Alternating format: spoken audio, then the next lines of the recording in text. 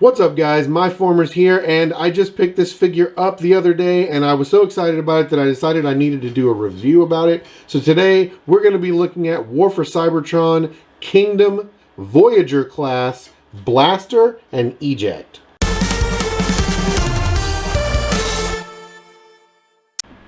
And first of all, if I can fit it in the frame here, we're going to take a quick look at the packaging. I won't waste a lot of your time on this, but this Kingdom packaging looks great.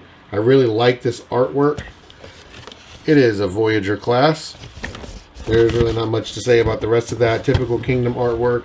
And there are your product shots on the back. Now let's get into the actual figure itself. And first let's take a quick look at Eject, his little partner character that he comes with. Focus camera, focus. Okay.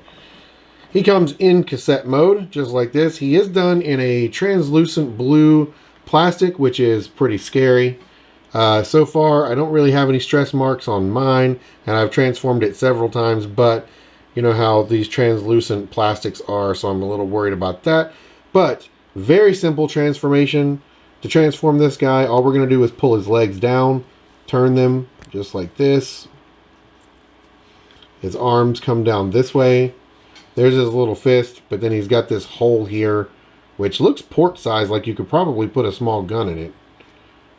Put the other arm down like that. Then the head was kind of tricky to get up because it's really hard to reach in there. A tool would probably help. But you can usually get it with a fingernail, or I can usually. This thing doesn't like to focus. So you just pull his head up like that, turn it around, and there you go. Eject. He's, I think, a fairly decent looking figure. I pretty much like all of these figures, so I'm never going to have too much negative to say about them. The translucent plastic, the only thing I'm a little worried about, but I think overall he's a pretty good figure. Then let's get on to Blaster itself, who comes in robot mode. He's featured right now with his rifle, which I think looks pretty decent. Let's take that off for a minute. And I would say, first impressions, he's a really good representation of a Gen 1 Blaster. As far as articulation goes, his head's on a ball joint. He can look up, he can look down, he can wobble. His arms can go all the way out to the side, 360 degrees around that way. He's got a little more than 90 degrees on the elbow joint. And for transformation purposes, his fist can do that. I don't know why you would want it to, but it can. His tape deck is opened by the little button here. And due to the transformation joint right here, if you pop this transformation joint loose, just like that, he can push his own button. And that's pretty important. So, snap that back. We do have waist rotation, but there's no ab crunch.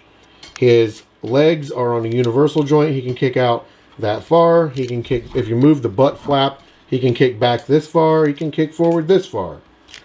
And as is pretty common now with all the War for Cybertron toys, he does have a good bit of ankle tilt. He can do the splits all the way to here. But pretty decent. The toe can also move up and down a little due to transformation. For size comparison, let's bring in Voyager class Netflix Soundwave, who is just a hair shorter, which I really wish they were more the same height, but they still look pretty good together. Now let's bring in Leader class Optimus, just a hair taller than him. And Studio Series Jazz, more of a deluxe size figure. But overall, I would say he looks really good. You do have some gaps back here in the back of these thighs. Now, well, you guys can see that, but it doesn't really bother me. It might bother some people. I love the detailing, though, on the back. I like the fact that there's no real kibble back here. The only real kibble he's got for transformation is back here, and it's all pretty well hidden within his legs. So that's pretty much it for robot mode. Now we'll get down to transformation. So as far as transformation, definitely nothing like the Gen 1 toy, but I'll show you basically what we've got going on here. You're going to start by opening the back, tucking the head down in there and closing it. Then you're going to take an arm, hinge his hand all the way out like that, turn the arm around, and fold up like that. Then just stick that down like that. You're done with that. Then the other side, exactly the same. Okay, just like that. Then you're going to take the entire bottom half and rotate it. Bring the butt flap to the front. Then you're going to take the legs, rotate them back, fold up the toe, switch the speakers around to that. Then you're going to bring the thigh, you're going to rotate it like this. I'm sorry, you're going to rotate it with the big speaker facing back. Then, this is the trickiest part. There's a little tab right up in there that goes into, that this little tab right here goes into, and they're kind of hard to line up. But if you don't have those lined up, it will not transform like it's supposed to. It will bind up. So let me see. Okay. See, when it's in there correctly, it'll sit just like that. You just open this, fold out this. You actually should have done that before that, but I got ahead of myself with that tab. Then you're just going to fold the entire thing up like this, and it's going to tab in right here. Then we're just going to move to the other side, do the same thing, pull this out, fold that out, line up the tab in the arm, fold this over like this. This is kind of tight. And it likes to knock the tab on the arm out.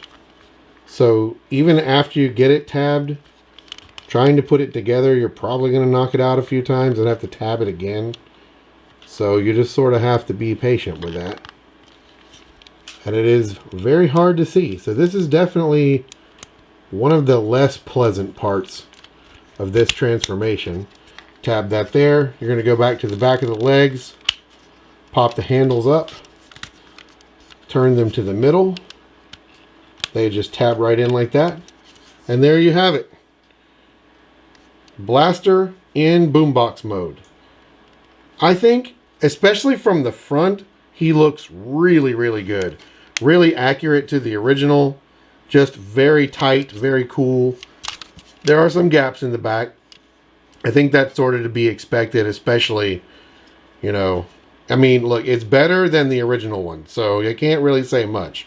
But I think it looks good. I'm pretty happy with it.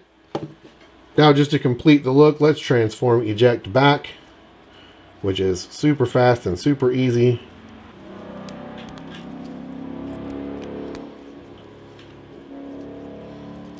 And of course, you can push the button right here, and he will sit right in there. And there you have it. And just for a quick comparison, here he is with Netflix Soundwave again. Obvious size difference, but that's right considering he's supposed to be portable and he's supposed to be a boombox. But I think they look good together. For weapon storage, pretty much this can tab wherever you want it to go. He's got tons of ports you can stick this in pretty much everywhere. So if you want to store, which I'm sure you do, this with here, that is definitely possible. And right here on the back is the actual instructions correct storage method.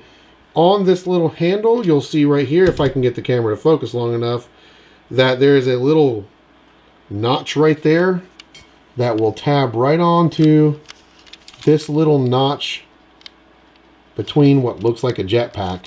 And you can store the gun just like that. And that is it for War for Cybertron Kingdom Blaster and Eject.